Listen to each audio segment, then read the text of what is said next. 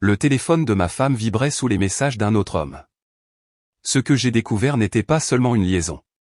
C'était un secret vieux de plusieurs décennies qui allait tout faire voler en éclats. J'ai emmené sa femme au gala le plus exclusif de Chicago. Et ce qui s'est passé cette nuit-là a détruit 4 vies à jamais. Mais le véritable rebondissement, c'est que j'ai découvert que j'avais un fils qui allait devenir mon arme secrète. Je m'appelle William Franklin. J'ai 44 ans. Et jusqu'à il y a 6 mois, je pensais avoir tout ce qu'un homme pouvait désirer. J'ai construit ma vie à partir de rien, gravissant les échelons à la force des poignets depuis un quartier ouvrier de Détroit pour devenir l'un des capital risqueurs les plus prospères de Chicago. Mon portefeuille valait plus de 50 millions de dollars, et j'étais investi dans tout, des startups technologiques aux entreprises de dispositifs médicaux. Le succès n'était pas seulement ma profession, c'était mon identité. J'ai rencontré Autumn lors d'une vente aux enchères caritatives il y a 12 ans. Elle avait 29 ans à l'époque, une brune éblouissante aux yeux d'émeraude qui semblait renfermer des secrets que je voulais passer ma vie à découvrir. Elle travaillait comme coordinatrice d'événements pour des collectes de fonds haut de gamme. Le genre de femme qui pouvait mettre des millionnaires à l'aise tout en les convainquant d'ouvrir leur portefeuille pour de nobles causes. Quand elle a ri à mes blagues ce soir-là, j'ai su que j'étais conquis. Notre mariage a fait la une du magazine Chicago. Autumn ressemblait à une princesse dans sa robe Vera Wang sur mesure, et je me sentais l'homme le plus chanceux du monde en descendant l'allée de l'historique Palmer House Hotel. Nous avons passé notre lune de miel en Toscane, 2 semaines à boire du vin et à planifier notre avenir. Elle voulait lancer sa propre entreprise d'organisation d'événements, et j'étais plus qu'heureux de financer ses rêves. Pendant 11 ans, tout a semblé parfait. Nous vivions dans une demeure victorienne restaurée à Lincoln Park, le genre d'endroit qui rendait les autres couples à succès envieux. L'entreprise d'Autumn a prospéré, organisant des mariages et des événements d'entreprise pour l'élite de Chicago. Nous voyagions en Europe 2 fois par an, possédions un chalet à Aspen et organisions des dîners qui étaient le sujet de conversation de notre cercle social. Mais la perfection, j'ai appris, n'est qu'un autre mot pour l'illusion. Le premier signe que quelque chose n'allait pas est apparu au printemps dernier. Autumn a commencé à travailler plus tard, à prendre des appels dans d'autres pièces, à sourire à son téléphone d'une manière qui me nouait l'estomac. Quand je lui posais des questions, elle balayait mes inquiétudes d'un revers de main avec des explications sur des clients exigeants et des fournisseurs difficiles. Je voulais la croire, car l'alternative était impensable. Puis sont venus les changements dans sa routine, de nouveaux cours de sport nécessitant des tenues spéciales, un intérêt soudain pour de la lingerie que je ne la voyais jamais porter, des conférences le week-end qui semblaient se multiplier comme des lapins. Chaque explication était parfaitement raisonnable en soi, mais ensemble, elles formaient un schéma que je refusais de reconnaître. La nuit où j'ai découvert la vérité, j'étais censé être à San Francisco pour conclure un accord avec une start-up de biotechnologie, mais la réunion a été reportée au lundi. J'ai donc pris un vol plus tôt pour rentrer, prévoyant de surprendre ma femme avec un dîner dans son restaurant préféré. Au lieu de cela, j'ai trouvé son téléphone vibrant sur le comptoir de la cuisine pendant qu'elle était sous la douche. Theodore Thornfield. Le nom sur l'écran a glacé mon sang. Theodore Thornfield n'était pas un nom quelconque. Il était le PDG de Meridian Holdings, une société de développement immobilier dans laquelle j'avais envisagé d'investir il y a 2 ans. Grand, les cheveux argentés, avec cette assurance désinvolte qui le rendait populaire dans les événements de country club. Il était également marié à Megan, une femme que j'avais rencontrée plusieurs fois lors d'événements caritatifs.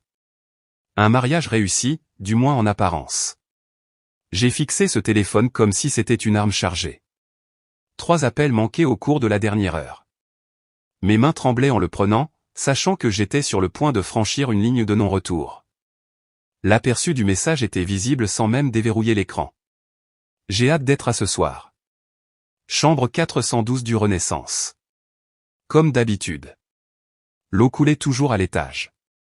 Autumn n'avait aucune idée que j'étais à la maison. Aucune idée que son monde si soigneusement construit était sur le point d'imploser. J'aurais pu la confronter sur le champ. J'aurais pu monter et exiger des réponses. Mais quelque chose de froid et de calculateur s'est installé dans ma poitrine à la place. J'avais bâti ma fortune en rassemblant des informations avant d'agir. Et cette situation ne serait pas différente. J'ai reposé le téléphone exactement là où je l'avais trouvé et me suis discrètement rendu à mon bureau. Mes mains étaient stables maintenant, la mémoire musculaire prenant le dessus alors que j'ouvrais mon ordinateur portable et commençais à passer des appels. Le premier était pour le détective Raymond Cole, un enquêteur privé que j'avais utilisé pour des vérifications préalables sur des investissements potentiels, un ancien détective de la police de Chicago spécialisé dans l'espionnage industriel et, si nécessaire, les enquêtes conjugales. William Franklin à l'appareil. J'ai besoin que vous enquêtiez sur quelque chose pour moi, et j'ai besoin que ce soit fait discrètement, dis-je quand Cole répondit. Quelle est la situation, demanda Cole, sa voix professionnelle et directe. J'ai besoin d'une surveillance sur ma femme. Le service complet.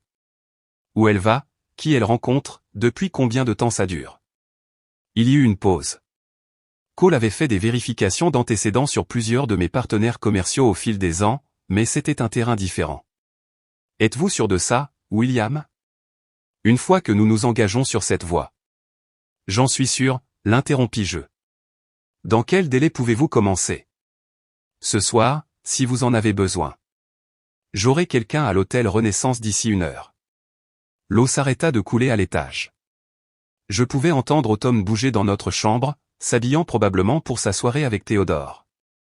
Mon estomac se tordit dans un mélange de rage et d'incrédulité. 11 ans de mariage, et elle jetait tout ça pourquoi? De l'excitation, la validation d'un autre homme. Faites-le, dis-je à Cole. Et Raymond, je veux tout. Photos, vidéos, relevés financiers, journaux de communication. Si elle a planifié ça dans mon dos, je veux savoir jusqu'où ça va.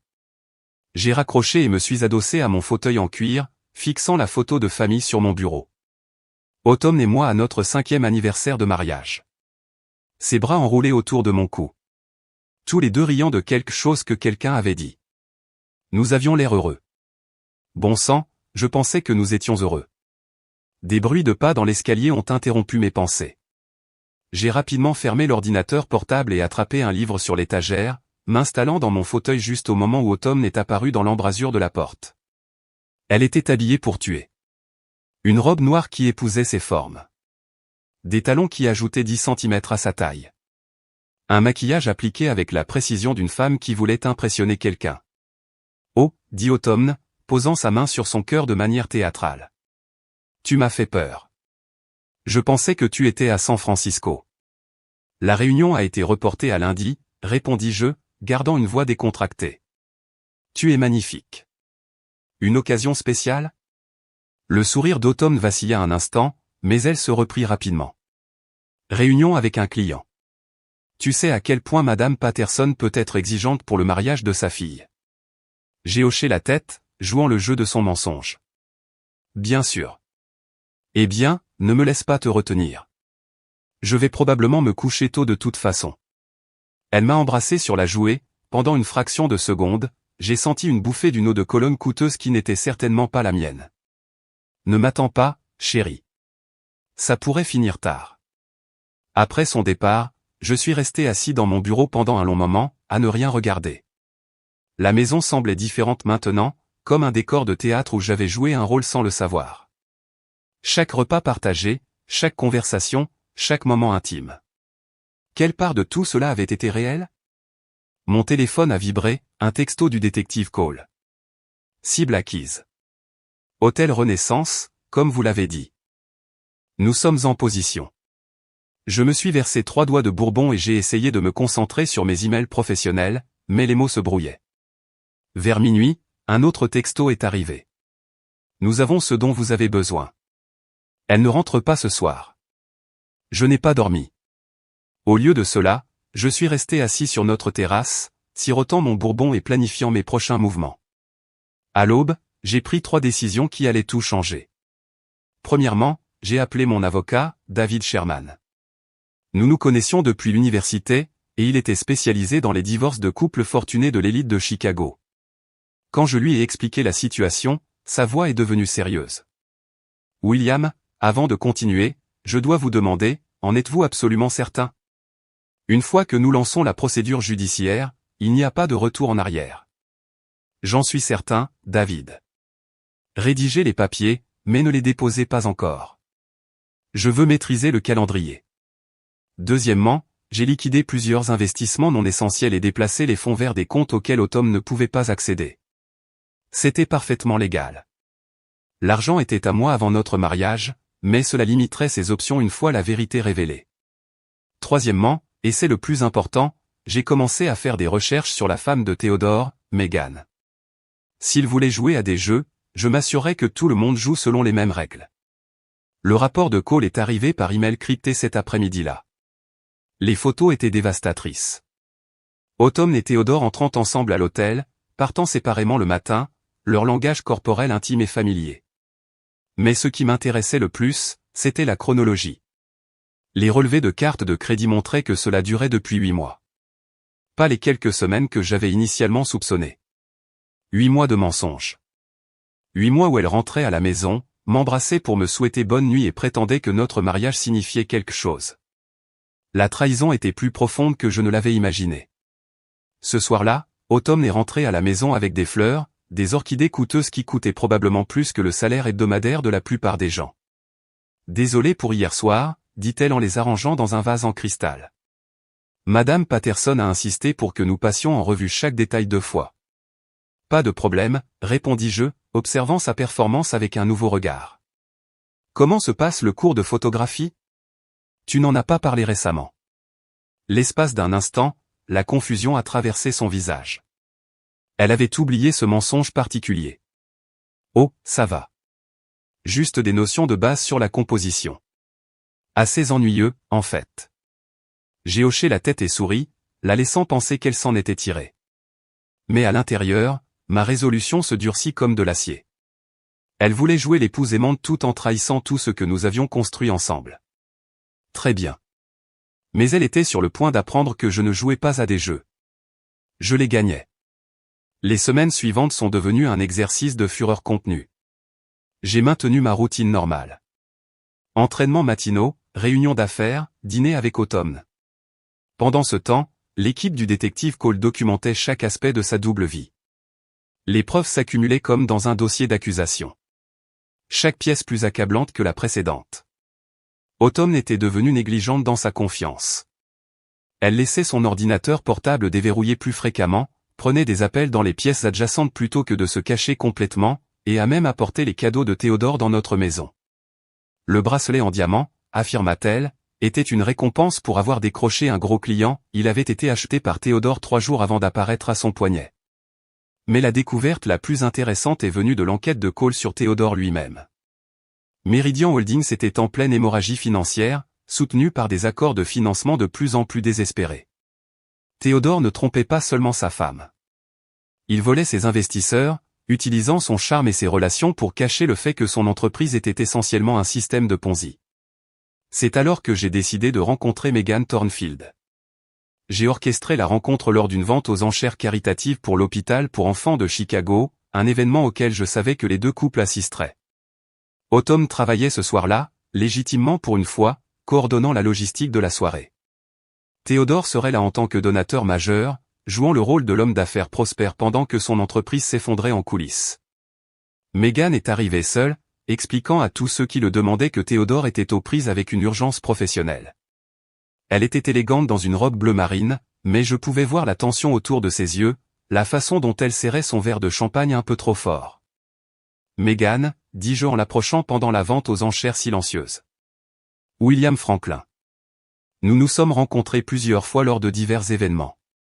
Bien sûr, répondit-elle, son sourire poli mais authentique. Comment va Autumn? Je l'ai vue tout à l'heure s'assurer que tout se passe bien. Elle est merveilleuse, mentis-je avec aisance. Écoutez, j'espère que ce n'est pas trop direct, mais j'envisage quelques investissements immobiliers. Je sais que l'entreprise de Théodore s'occupe de développement commercial. Peut-être pourrions-nous prendre un café un de ces jours pour discuter des opportunités.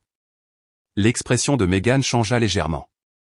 Je suis sûr que Théodore adorerait parler affaires, mais honnêtement, William, son emploi du temps est dément ces derniers temps. Réunion d'urgence, voyage de dernière minute. Je le vois à peine. C'était l'ouverture dont j'avais besoin. Ça me semble familier. Autumn travaille aussi des heures folles. Parfois, j'ai l'impression d'être marié à un fantôme. Meghan a ri, mais il y avait de la tristesse dans ce rire. Exactement. Théodore part tôt, rentre tard, toujours au téléphone. Je commence à me demander si le succès en vaut la peine quand il vous coûte votre mariage. Nous avons parlé pendant encore 20 minutes. deux conjoints se lamentant sur leurs partenaires absents. Mais sous la conversation de surface, je l'étudiais, cherchant le moindre signe qu'elle soupçonnait la vérité. Ce que j'ai trouvé était pire que le soupçon. J'ai trouvé une femme qui avait été manipulée pour croire que la distance de son mari était due à la pression du travail, pas à l'infidélité. À la fin de la soirée, j'avais planté les graines du doute et m'étais établi comme une oreille sympathique. Plus important encore, j'avais confirmé que Megan était innocente dans tout cela, une autre victime de la tromperie de Théodore. En retournant à ma voiture, j'ai senti le poids de ce qui allait arriver. Bientôt, 4 vies seraient détruites, mais seulement 2 personnes le méritaient. La partie la plus difficile de la justice, j'étais en train de l'apprendre, était d'accepter que des innocents soient parfois pris entre deux feux. Mais Théodore et Autumn n'avaient fait leur choix. Maintenant, ils allaient en subir les conséquences. 3 semaines après le début de mon enquête, le détective Cole m'a apporté une nouvelle qui m'a complètement stupéfié. Nous nous rencontrions dans un dîner du centre-ville, à l'abri des regards indiscrets, quand il a fait glisser un dossier manie sur la table en formica rayée. « William, il y a autre chose que vous devez savoir. Ce n'est pas directement lié à la liaison de votre femme, mais ça pourrait compliquer les choses. » J'ai ouvert le dossier et j'ai senti le monde basculer. À l'intérieur se trouvait la photo d'un jeune de 19 ans qui me ressemblait trait pour trait à cet âge. Les mêmes cheveux noirs, la même mâchoire, les mêmes yeux verts qui me fixaient depuis chaque miroir. Il s'appelle Michael Franklin, dit Cole doucement. Il vit à Milwaukee avec sa mère, Jennifer Franklin.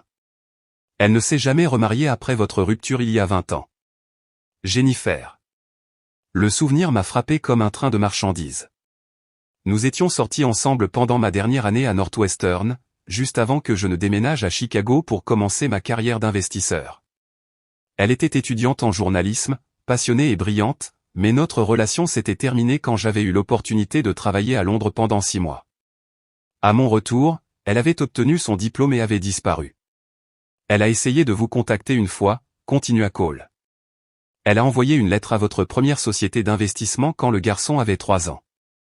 Vous n'avez jamais eu de réponse car vous aviez déjà déménagé chez Franklin Capital Management. Mes mains tremblaient en étudiant les photos de surveillance. Michael travaillant dans un café près du campus de l'université du Wisconsin. Michael jouant au basket avec des amis. Michael qui avait mon visage et ne savait pas que j'existais. Est-ce qu'Autumn le sait? Demandai-je. Aucune preuve de cela.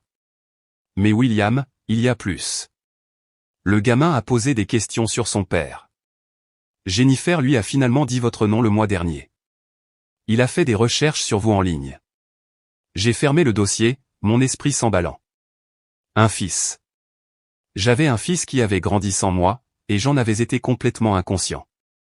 La culpabilité était écrasante, mais en dessous se trouvait autre chose. Un instinct protecteur féroce que je n'avais jamais ressenti. Je veux le rencontrer, dis-je. Êtes-vous sûr? Avec tout le reste. J'en suis sûr. Organisez ça. Ce soir-là, j'étais assis dans mon bureau, fixant les photos de Michael pendant qu'Autumn parlait de sa journée, encore des mensonges sur des clients et des réunions. Pour la première fois depuis la découverte de sa trahison, j'ai ressenti autre chose que de la colère. J'ai ressenti de l'espoir. Autumn a remarqué ma distraction. Tu sembles distant ces derniers temps, William. Est-ce que tout va bien au travail? Je l'ai regardé. Cette femme qui avait partagé mon lit pendant 11 ans tout en planifiant la destruction de notre mariage, et j'ai pris une décision. Tout va bien, chérie. Je pense juste à l'avenir. Elle a souri et m'a embrassé sur le front, ne se doutant jamais que l'avenir ne l'incluait plus. Le café de Milwaukee était exactement le genre d'endroit où je m'attendais à ce qu'un étudiant travaille. Murs en briques apparentes, meubles dépareillés et le bourdonnement constant des machines à expresso. Je suis arrivé 30 minutes en avance, choisissant une table dans un coin d'où je pouvais observer la porte sans être évident. Michael est entré à 14h pile, comme Cole l'avait prédit. Le voir en personne était comme regarder à travers une machine à remonter le temps. Il se déplaçait avec la même démarche assurée que j'avais à son âge, la même façon inconsciente de passer la main dans ses cheveux quand il réfléchissait. J'ai attendu qu'il commence son service, puis je me suis approché du comptoir nonchalamment. Un grand café, noir, ai-je commandé, étudiant son visage de près. Bien sûr, dit-il, puis il s'arrêta. Ses yeux se plissèrent légèrement, comme s'il essayait de me situer. On se connaît? Vous me dites quelque chose. On me le dit souvent, répondis-je, lui tendant un billet de 20 pour un café à 5 $. Gardez la monnaie. Pendant l'heure suivante, je suis resté à ma table, faisant semblant de travailler sur mon ordinateur portable tout en regardant mon fils servir les clients. Il était poli mais pas servile, efficace sans être pressé. Quand une cliente âgée a renversé sa boisson, il a nettoyé sans qu'on le lui demande et lui en a apporté une autre, offerte par la maison. Du caractère. Ce gamin avait du caractère. À la fin de son service, je l'ai suivi dehors à distance. Il a marché jusqu'à un parc voisin et s'est assis sur un banc, sortant des manuels. Près droit, d'après ce que je pouvais voir. Un gamin intelligent. Je me suis approché lentement, les mains visibles, sans paraître menaçant. Puis-je m'asseoir? Tous les autres bancs sont pris. Il a levé les yeux, la même expression perplexe traversant son visage. Allez-y, nous sommes restés assis en silence pendant quelques minutes. Finalement, Michael a fermé son manuel et s'est tourné pour me faire face directement. D'accord, c'est bizarre. Vous étiez au café, maintenant vous êtes ici. Soit vous me suivez, soit c'est la coïncidence la plus étrange de tous les temps. J'avais répété ce moment une douzaine de fois, mais maintenant que j'y étais, tous mes mots préparés semblaient inadéquats. Michael, je m'appelle William Franklin. Je pense que nous devons parler. La reconnaissance l'a frappé comme un coup physique. Son visage est devenu pâle, puis a rougi, puis est redevenu pâle. Vous êtes lui, murmura-t-il. Vous êtes mon père. Oui, dis-je simplement. Je le suis. Pendant un long moment, aucun de nous n'a parlé. Puis Michael a ri. Un son amer qui m'a transpercé. 20 ans, dit-il. 20 ans. Et vous débarquez à mon travail comme si de rien n'était. Je ne savais pas, Michael. Je te le jure, je ne savais pas que tu existais jusqu'à il y a 3 jours. La colère de Michael était brute, compréhensible et complètement justifiée. Je suis resté assis là, à l'encaisser, le laissant déverser 20 ans de questions et de blessures pendant que les touristes passaient devant notre banc, inconscients de la conversation qui changeait une vie qui se déroulait entre nous. Vous voulez savoir ce qui est vraiment tordu, dit Michael, sa voix se brisant légèrement. J'inventais des histoires sur vous. Maman ne voulait jamais rien me dire. Alors, j'imaginais que vous étiez une sorte de héros, un soldat à l'étranger, ou un médecin qui sauve des vies, ou peut-être juste un gars qui ne savait pas pour moi. Je ne savais pas, répétai-je. Michael, je le jure sur tout ce que je suis. Je ne savais pas, il a étudié mon visage pendant un long moment. Maman a dit que vous étiez ambitieux. Que vous vous souciez plus de l'argent que des gens. Ta mère n'avait pas tort, admis-je.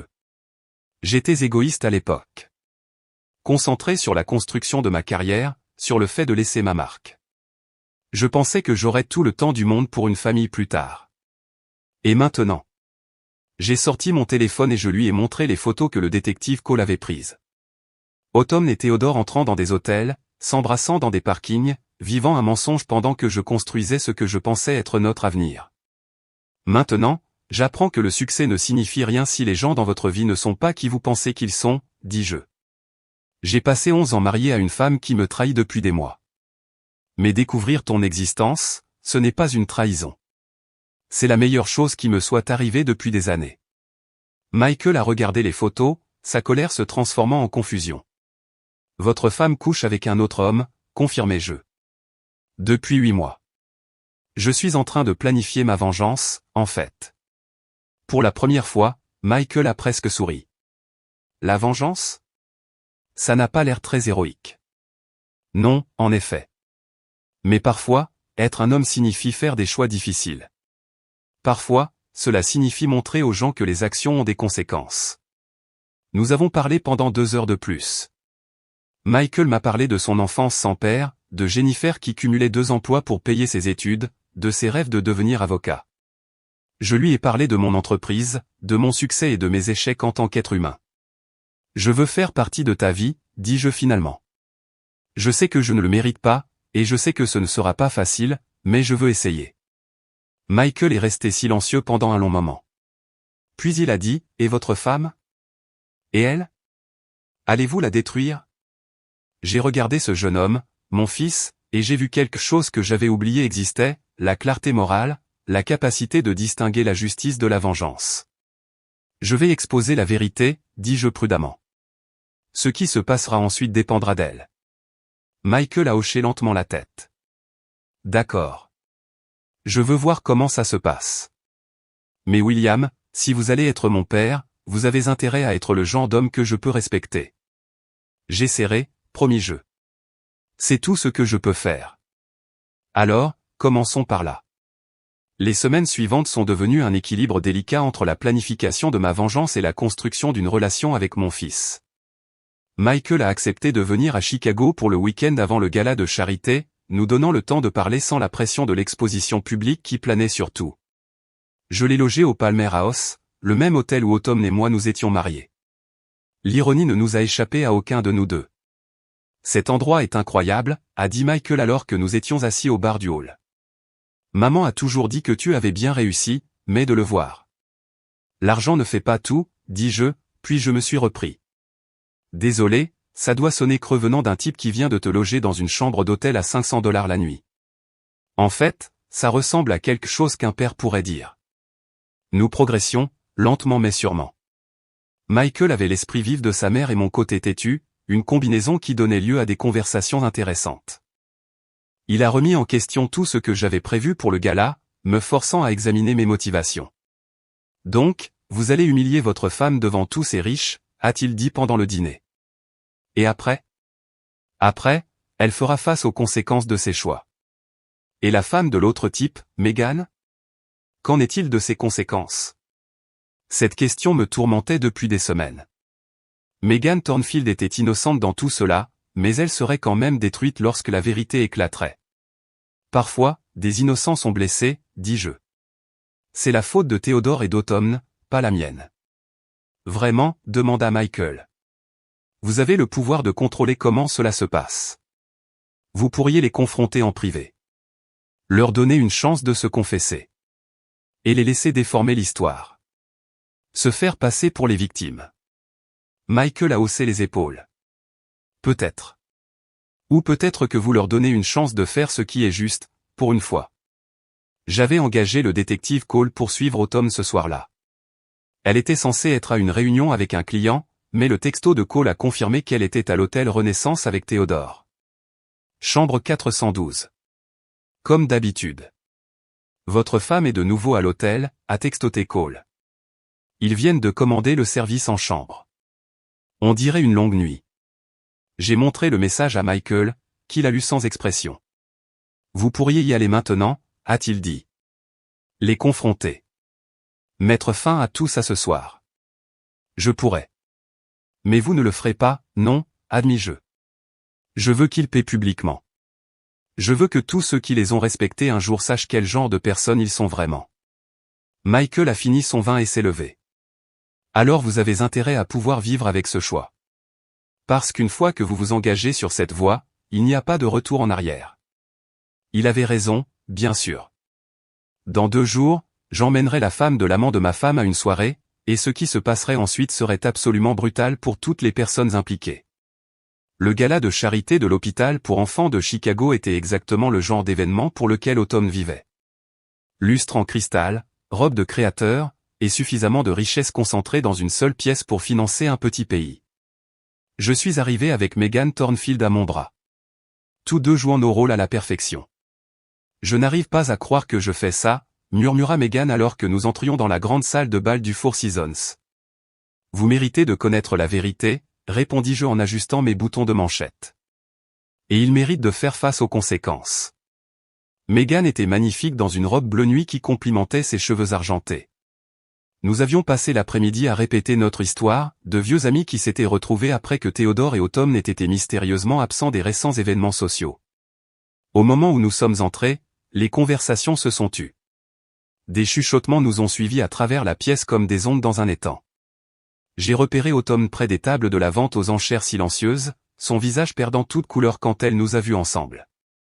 Théodore était près du bar, son sourire confiant vacillant alors qu'il regardait sa femme s'approcher de moi avec une familiarité évidente. William, dit Autumn en nous rejoignant. Sa voix était stable, mais je pouvais voir la panique dans ses yeux. Quelle surprise de te voir ici avec Megan.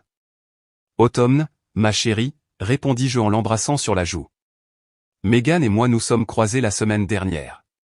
Comme tu as été si occupée par le travail ces derniers temps, j'ai pensé qu'elle apprécierait d'avoir de la compagnie ce soir. Quelle délicate attention, dit Megan, sa voix parfaitement innocente. Autumn, tu es ravissante. Cette robe est magnifique. Merci, réussit à dire Autumn. Où est Théodore ce soir? Urgence professionnelle, mentit Megan avec aisance. Tu sais à quel point son travail peut être exigeant. Je regardais Théodore s'approcher du coin de l'œil, son visage un masque de confusion et d'alarme croissante. Il s'attendait probablement à une soirée tranquille avec ma femme qui ne se doutait de rien, pas à une confrontation publique avec les deux conjoints présents. William, dit Théodore en tendant la main. Content de te voir. Et Megan, ma chérie, que fais-tu ici? William m'a invité, dit Megan, prenant sa main mais ne lâchant pas la mienne. N'est-ce pas adorable? Comme tu as travaillé de si longues heures ces derniers temps, il a pensé que j'apprécierais la compagnie. Nous étions là, tous les quatre, dans un tableau parfait de tromperie, chacun jouant son rôle assigné tandis que la vérité planait entre nous comme une arme chargée. Les autres invités ont commencé à remarquer la tension. Les conversations se tournant vers nous avec une curiosité mal dissimulée. Peut-être devrions-nous trouver notre table, suggérai-je. Je crois que nous sommes tous assis ensemble ce soir. Le visage d'Automne devint blanc. Ensemble? Tu ne savais pas, souris-je. J'ai acheté une table pour 10. Michael nous rejoindra également. Michael, demanda Théodore. Mon fils, dis-je en observant attentivement leurs deux visages. Autumn ne l'a jamais mentionné. C'est étrange. Il est très excité de rencontrer ma femme et ses associés. La soirée était sur le point de devenir absolument brutale, et il n'avait aucune idée de la profondeur de la dévastation à venir. Michael est arrivé, élégamment en retard, ayant tout à fait l'allure du jeune homme confiant que j'avais élevé en seulement quelques semaines. Il portait un smoking parfaitement taillé et se déplaçait avec l'autorité tranquille de quelqu'un qui avait sa place dans ses cercles.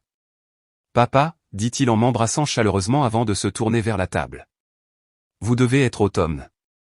J'ai tellement entendu parler de vous. » Le sourire d'Autumn était figé.